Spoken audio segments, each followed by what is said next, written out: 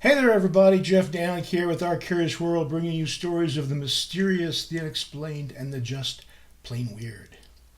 I did an earlier video on whether Amelia Earhart might have been on a spying mission for the government and was caught in the act by the Japanese and executed for it. The link to that video, if you're interested, is in the description below.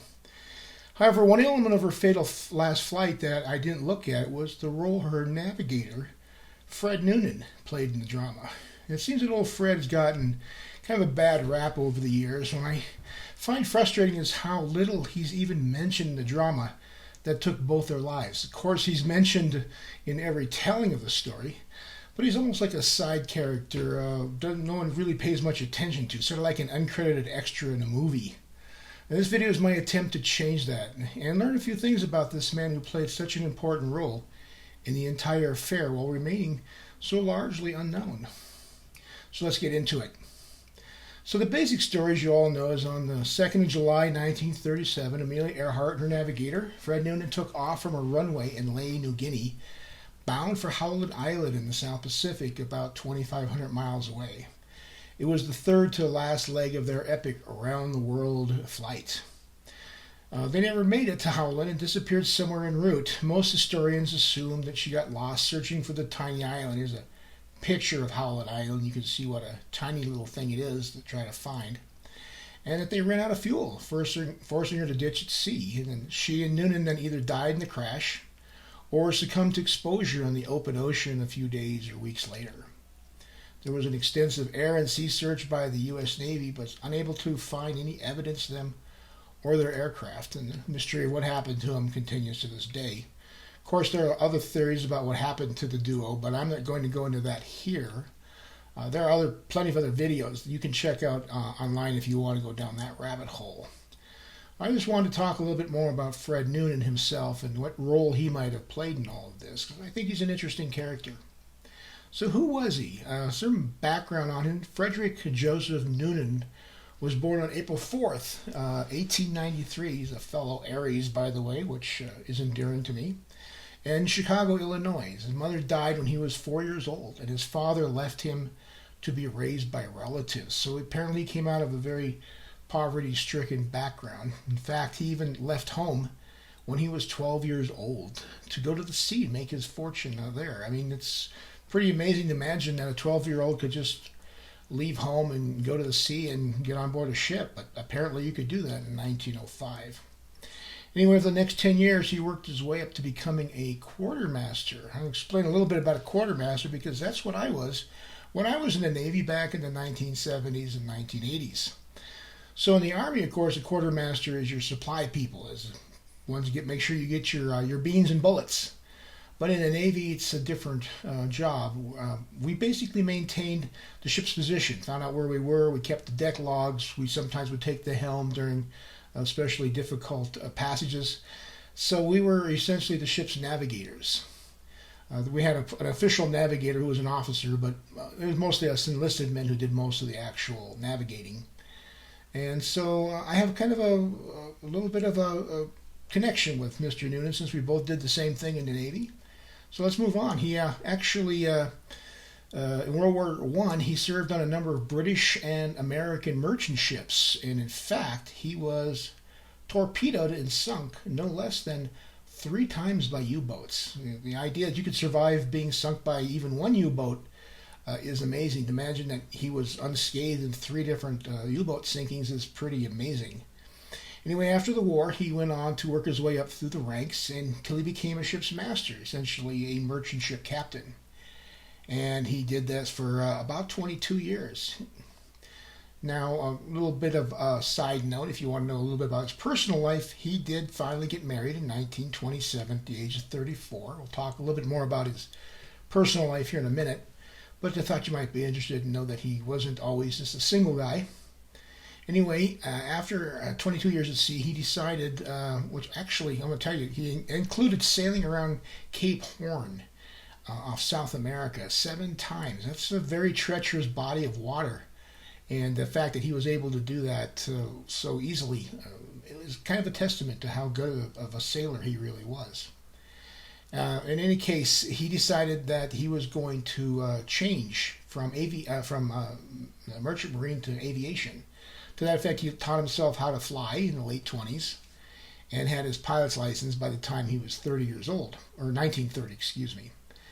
During the early 30s, Noonan worked for Pan Am, or Pan American World Airways, as a navigator, instructor, and an airport manager, eventually assuming the duties of inspector for all the company's airports. And think that he was only in his early 30s at that time, so a lot of responsibility.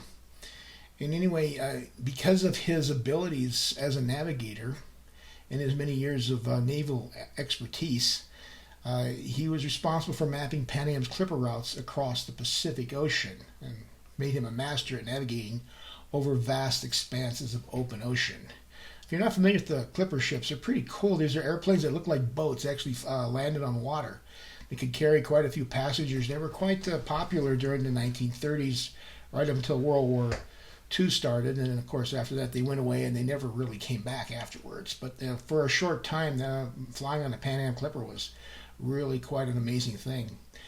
In fact, in 1936, he made 21 flight tests for Pan Am, including numerous lengthy hops, no fewer than 5 round-trip Pacific crossings to Manila in the Philippines.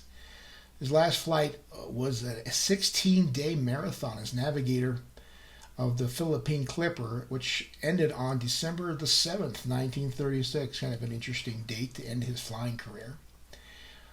To get back to his personal life a little bit, as I said, he was married in 1927. That didn't work out. He divorced his first wife in 1935 and remarried a divorcee named Mary Martinelli in 1936. Noonan never had children with either marriage.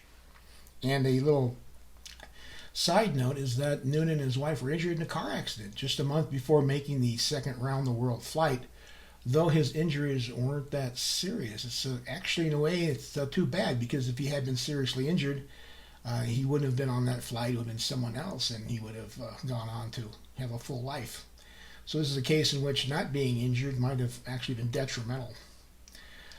It's not known when Noonan first met Amelia Earhart, but all we know is that in March of 1937, she listed him as her navigator for her upcoming around-the-world flight. A lot of people don't know that she actually tried this before her fatal flight.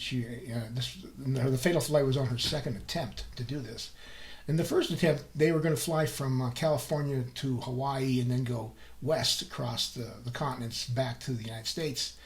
But as soon as they landed in Hawaii, she had a hard landing. The right landing gear folded and the plane kind of did a crash landing and damaged it so seriously they couldn't continue. So they had to bring the plane back to California to repair it.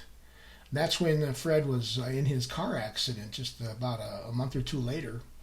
But he was still able to make the second attempt at the end of May, when they took off from California. This time they decided to fly east instead of west.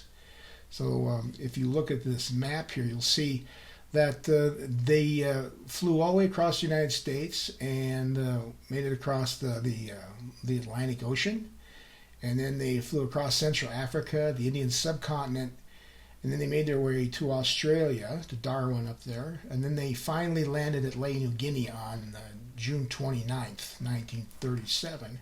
And then 3 days later, they took off for Howland Island, and that was the last anybody ever saw of them again. That's where our story lets off. So was Noonan somehow responsible for the tragedy? I mean, he was the navigator, and they didn't find this little island, so you could say, well, maybe it was his fault. There has been rumors that he was a heavy drinker, though this has never really been proven, and it wouldn't be that remarkable if he were. A lot of people drank back then. The question is whether that would have affected his abilities as a navigator. I think Noonan was a very professional man. I don't think he would have taken alcohol on the flight, or he would have been drinking while he was in the air with Earhart in any case. And even if he was, I think she would have gotten rid of him if she'd known about it. So I think the alcohol played no role in it. He had already successfully navigated the pair 2/3 of the way across the world without a problem. And some people even described the flight as almost leisurely, suggesting that he was doing an excellent job. He was a top-notch navigator and an aviator himself with many years of experience flying across vast expanses of ocean. And so he was unlikely to have had any issues performing his job with expertise and precision. The problem is, though, when you're flying an airplane in 1937, you don't have radar, there's no navigation satellites, there's no GPS. The only way you can find your position is using stars. You have to have a sextant and you shoot from the cockpit of the airplane to try to determine your position as best as you can. And if you have clouds or other inclement weather that you can't make out the stars, you have no way of really determining your position. There's also, you can take what's called sun lines during the day. That just gives you a single line of position. It doesn't give you a precise point. So basically all of this is guesswork. You're just drawing a line on the map, figuring your airspeed and your time and where you should be at a particular moment. Very difficult to do over open ocean, especially if you don't have stars available. So the inability to find Howland Island was probably more likely due to the loss of two-way radio communications that prevented Earhart from receiving a fix on the Coast Guard cutter Itasca's position off Howland, and they simply ran out of fuel while desperately searching for the tiny speck of land. At that point, without the ability to receive, it would have been almost impossible for her to have figured out exactly where the island was once they lost their bearings. It's been speculated that the Electra's belly antenna may have been damaged during takeoff from Lae, as she appeared to be unable to receive any signals from the ground once she took off. So that's probably what did it. But if you're interested in more detailed breakdown on what likely happened, there's a YouTube channel called Veritasium that does an excellent job of explaining it. The link to that video is in the description below. You should go check it out because it's really interesting what the guy comes up with. So in conclusion, the story of what happened to Amelia Earhart, her navigator, has been a source of speculation for years, most likely one that will never be solved. However, the professionalism and bravery of these two souls cannot be understated. While Earhart is rightly celebrated for her near triumph and mourned for the heartbreaking tragedy befell her, Fred Noonan, too, deserves to be acknowledged and admired for his skills as a navigator and his bravery for undertaking, alongside of Earhart, what could only be considered a tremendously dangerous journey, and one that cost them both their lives. We can only speculate on what both might have gone on to achieve had they been successful, but unfortunately all we can do is wonder what might have been and draw inspiration from two of the great pioneers of aviation. So hey, if you like this video, I'd really appreciate if you hit that like button below and maybe consider subscribing. See more stories like this from Curious World. I usually end these videos with some amusing anecdote, but this is a little too heavy a subject matter for that. So I'll leave you with this instead. Sometimes a person's contributions can be missed when they stand in the shadow of famous people, but that doesn't diminish the size of their own shadow. So until next time, this is Jeff Danlick signing off. Check out later. Bye-bye.